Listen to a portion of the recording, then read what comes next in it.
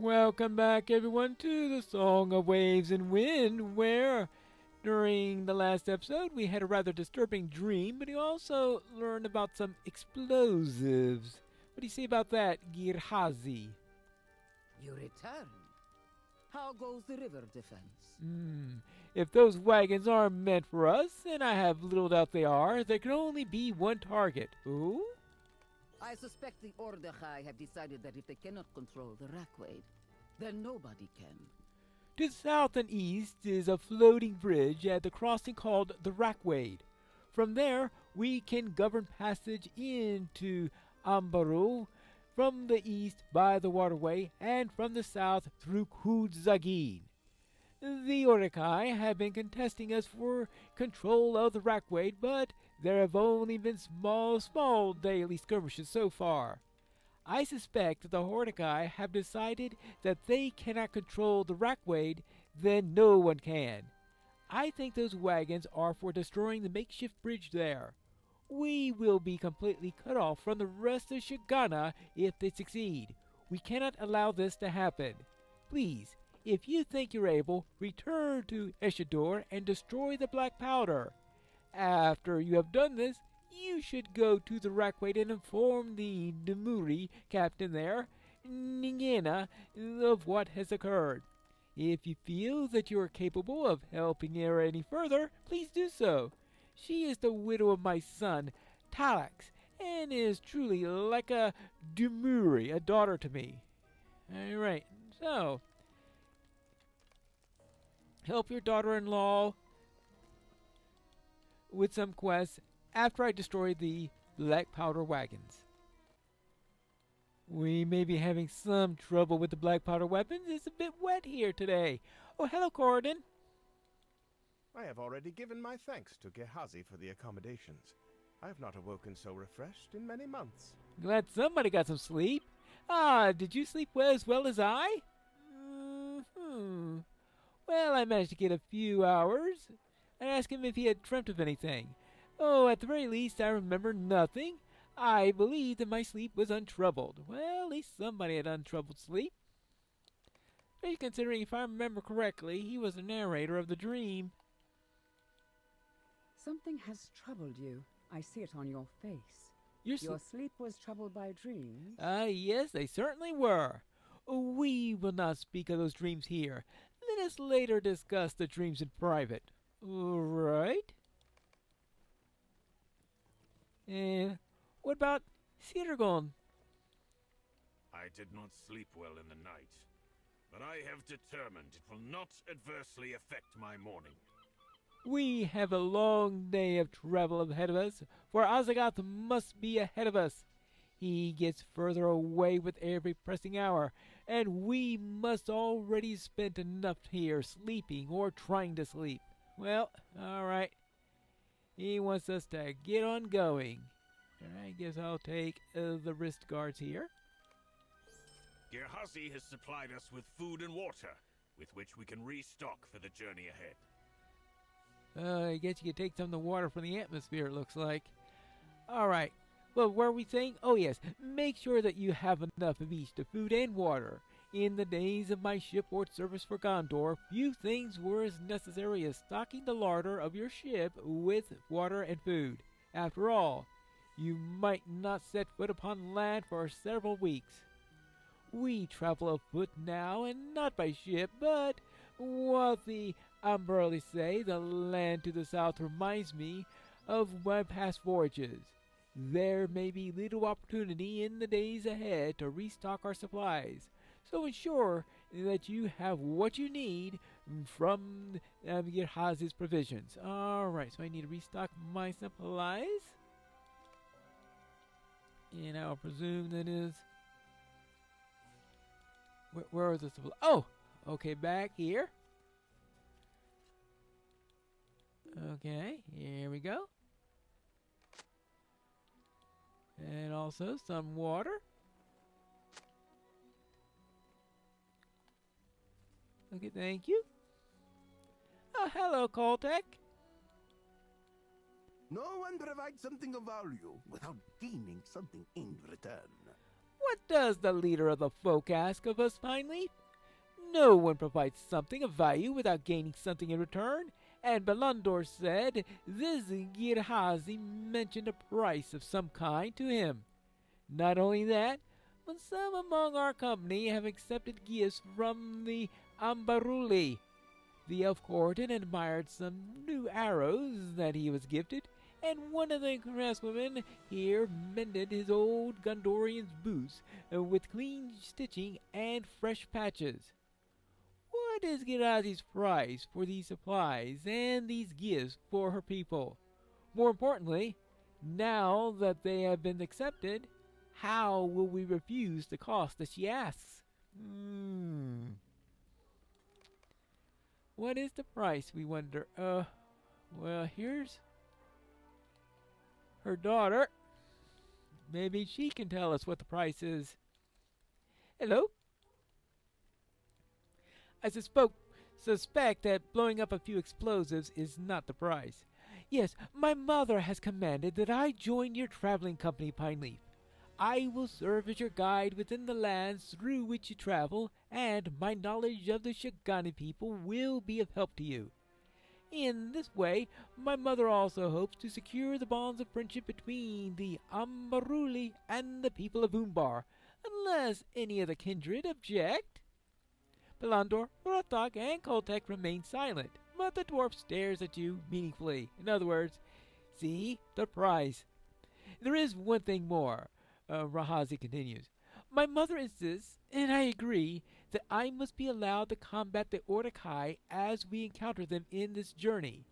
I must be permitted to diminish their ability to threaten Ambaru if such opportunities present themselves. Well, that's the price. Either Ratak or Horshik rumbles appreciatively. It's difficult to say which it was. Well, he won't mind fighting some Ordekai, right? I approve of this warrior. What is the name of her order? The Dumuri? I too desire to combat the Ordekai whenever such things are possible, and Urshak feels the same. We welcome this warrior woman to our band. Okay, and what does Belandor have to say about this? Girhazi has done much for us, and to provide her own daughter as a guide is more than I expected. I hope that her requirement and that she be permitted to fight the Ordekai will not prove to be an inconvenience. But we should set out, for the road ahead will be a long one. We will worry about the price the Girhazi has called for us to pay another time. Let us depart and travel to the southern reaches of the Ambaru, where the road runs into Kud Zagin. Once there, we will plan our further course. Okay, so take the road south into Kud Zagin from Ambaru. But of course, first, before we do that, we're going to have to deal with some explosives, I think, because I think that's part of my price. If I remember correctly, I need to take the low road in order to get to those explosives. I just hope that the rain doesn't make it difficult to light them. Let's see what we got here. Oops. There you go. Yeah, I see the explosives. They're right over there. Fortunately, they do have the tarps over in them, probably to protect them from things like the rain. Or maybe from random fires. I'm going to assume that the tarp is at least fire resistant, so that if a random flame fell on top of the tarp, it wouldn't cause a nasty situation.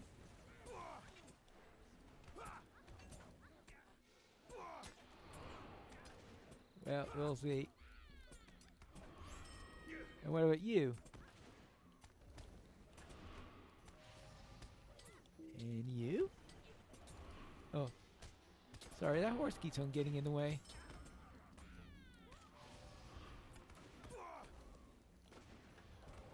And you.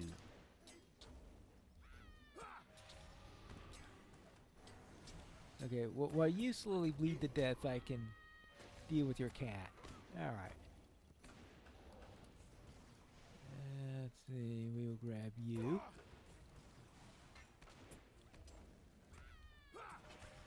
And get close enough to you guys to...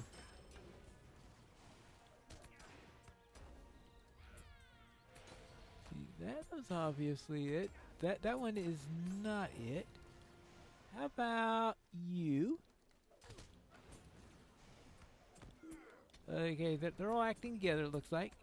All for one, one for all. Let's just hope that these voice commands don't cause it to explode in my face while I'm battling against these people. May as also be sound resistant. How about you? Are your tarps sound resistant and water resistant and fire resistant? Oh, actually, there is no tarp here. I was looking from this side. I assumed that there was a tarp. No tarp. Well then. Well.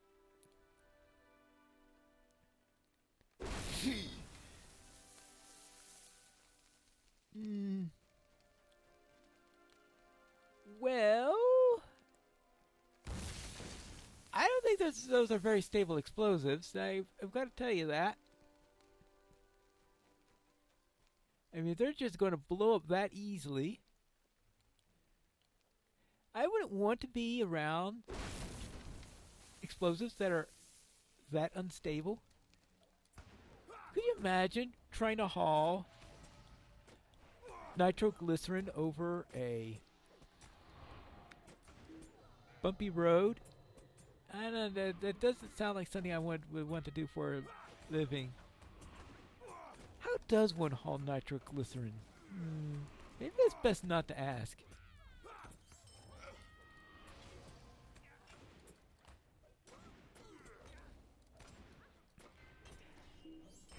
And you might just have to haul the ingredients over the long distance and then find a way to manufacture it at the destination. Alright, now let's see. Well, how about this stuff? Yeah. Stable as nitroglycerin. Wonderful. Well, let's get back to, see, Ningina. Hello there. I'd just like to report that I've taken care of some explosives. What say you, traveler? Ashtagur, friend. I am glad that you're here. Is there news from Iridir? A foreigner does all this for the Ambaruli? You're a mysterious one, and that one's for certain. But I cannot say that I'm not grateful. Well, something about a price, I think. What do you need? An audience not given. Travel with care, friend.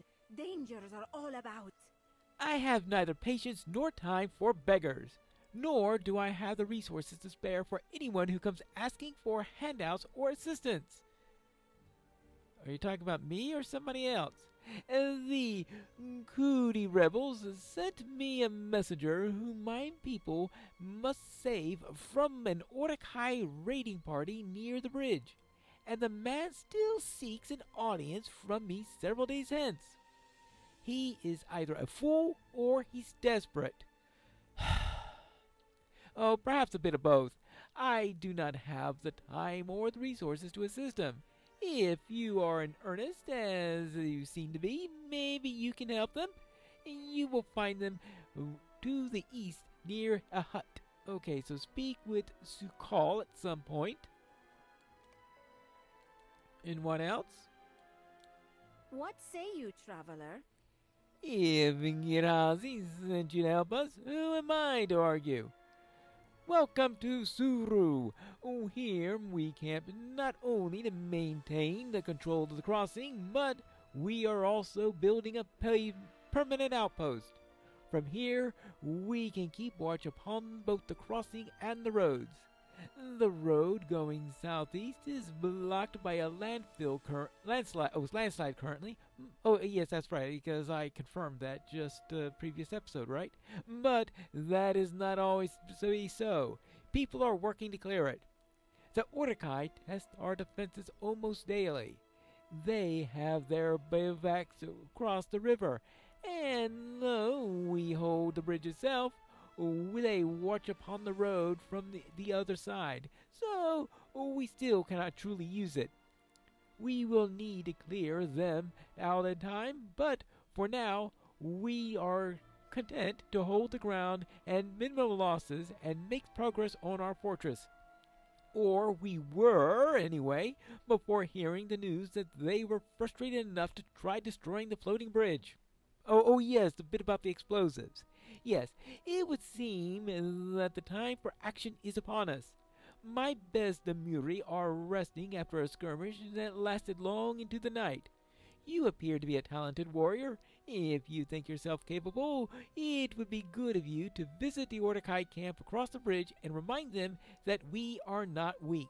Right, okie dokie. And what else? This valley belongs to the Shagani, and no one else. In last night's fighting, many of our barricades were damaged and or destroyed. If you wish to assist us, you could repair them so that we'll be ready for the next assault. Okay. Alright, so repair some barricades.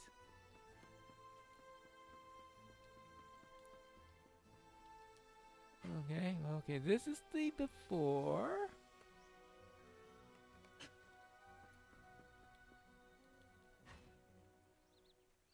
And we just 6 of them? Alright. Now, are these shields part of the barricade, or are they... No, they're just remnants from... they did look like Ordekai shields. Before I head off across the river and deal with that encampment, perhaps we can find out what this man wants. Sukal. Is there something you need? Nagenya sent you? Oh, forgive me. My name is Sukal, and I am here on the behest of my people. I am from Kudzagid. More properly, I am from the outpost of Jirush, the swords cross along the roads of riches. My people have thrown off the yoke of oppression from our Ordekai masters in the south, but their retribution has been swift and terrible. I see that you're not from our lands. What gave that away? The times are dire, and the Ambaruli struggle with their own difficulties. We have been focused into hiding and seeking help with ridding our land of these oppressors. If you would be an ally, take this coin and find Siginik at Jirush. They will test your mettle and integrity.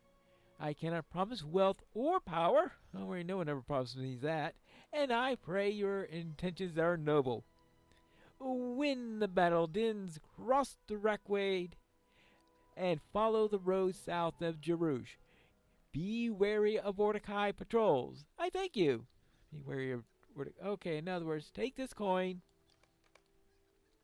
and show up, but we save that for when I am done in these lands. So let's head across the river and see what we can find over there. There is the Ordekai camp right over here. And it looks like we have the usual sentry next to a cat trainer. You have discovered Ketsok. Well, okay, I have also discovered that it is guarded. Oh, wait. The cat was... not, even though he was attacking me, the cat was just chill about it until I actually attacked his master. Now, that was too much. Alright, now... Oh, hold on. There you go. Looks like at this rate, I will be through with these rather quickly. Now, okay, the rebel contact, I won't be talking to that person until probably a few more episodes. I'm certainly not going to head over there now because I'd like to finish this region first. That's an obvious vector quest. There you go. Rude! Wake up. There you go. Oh, 2 more and I'll be done. Mission accomplished. Is there something you need? You defeated the soldiers and look none the worse for it. Where? Well done. This valley belongs to the Shagani and no one else. I have learned that being a commander is not just planning for battles. Keeping your warriors well fed is a key to victory. A hungry army is less effective and could lead to desertions. We are not low on our supplies, but I want to shore up our meat preparations. Fedwellers live in a place east of here that we called Shegdugush. If you wouldn't mind doing so, hunt down and bring some meat would be helpful. Alright, so Fedweller meat. Well, it's not the first time I've run into Fedwellers. Okay, what else? Oh yeah. What say you, traveler? The barricades are repaired? Thank you. Good. What say you, traveler? Now there's another thing that you could do for me if you wish. Some trees have been felled northeast of here for the building of our fortress. These have yet to be collected. If you would gather them, there is a pile near the building site to which they may be added. Alright, fine. I will collect some lumber for you. I mean, yeah, collecting lumber in the rain with the leverage of a hobbit. I'm sure that'll really be successful. Ah, I see a tree stump, and I also see lumber. Well, let's just gather the logs. Maybe fight off the local wildlife. You'd think they'd learn to leave me alone by now. Well, palm logs. There are more of these around, right? There's also an Ordekai around, probably trying to steal the lumber. Hey, are you here to steal lumber? Doesn't matter, you're dying anyway. Ah! I think I found the pigs. Hello. I'm afraid you're to become dinner at some point in the future. Nothing personal. But an army has to eat. I'll just get 4 pigs worth and return to camp. Perhaps I should have dropped off all these logs before I went out to go after those pigs. Well, there you go. More logs for them to process. Here's the meat that you requested. Travel with care, friend. Dangers are all about. Ah, you return with meat. I will see that this is cured for storage. Thank you. You're welcome. And also, I carried over the logs. Travel with care, friend. Dangers are all about. You collected all the logs and added them to the pile? How did you... never mind. It is not any of my business. Thank you, Pine Leaf. This will speed up the builder's work. What else? What say you, traveler? Yes, thank you for aiding our efforts here in Tsuru. Please return to Gerhazi and tell her of our progress. Our work goes quite well, owing to a small part to the support that you have given us. You're welcome. So, back to Gerhazi. Will we have any more to do for Gerhazi after we do this? Let's find that out in the next episode of The Song of Waves and Wind.